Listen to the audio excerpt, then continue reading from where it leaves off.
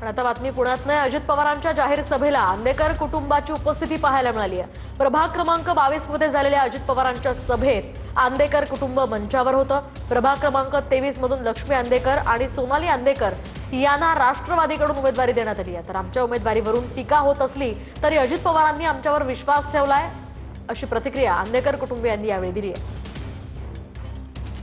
लोकांकडून भरपूर चांगला प्रतिसाद आहे, लोकांचं प्रेम आहे। आम्हाला खूप छान प्रतिसाद मिळाला आहे। आम्ही जिथेही जाऊ तिथे सगळे सांगतात की तुझ्या पप्पांनी आमचं हे काम केलं, तुझ्या पप्पांनी आमचं ते काम केलं। त्यांनी खूप भरपूर कामं केले आहेत, कोणाला कधीही दुखावलं नाहीये। आंदेकरांना मत म्हणजे विकास कामाला मत। विरोधक असतात ते विरोध करणारच साधिक आहे, पण आम्ही जर दादांनी आमच्यावर जो विश्वास ठेवलेला आहे तो पूर्ण करू, हाच आमचा ध्येय असेल पहिला। वळूयात पुढच्या बातमीकडे। आदित्य ठाकरेंच्या मतदारसंघात एकनाथ शिंदेंचा रोड शो होणार आहे। वरळी कोळीवाडा ते लोअर परेलच्या बावला मशिदीपर्यंत हा रोड शो आयोजित करण्यात आलेला आहे। वरळी भागातील महायुतीच्या उमेदवारांच्या प्रचारासाठी हा रोड शो सध्या पाहायला मिळतोय। उपमुख्यमंत्री एकनाथ शिंदेंनी ठाकरे बंधूंवर यावेळी टीका केली आहे। शाखांमधून बसून प्रचार होत नाही असा निशाणा शिंदेंनी यावेळी साधलाय।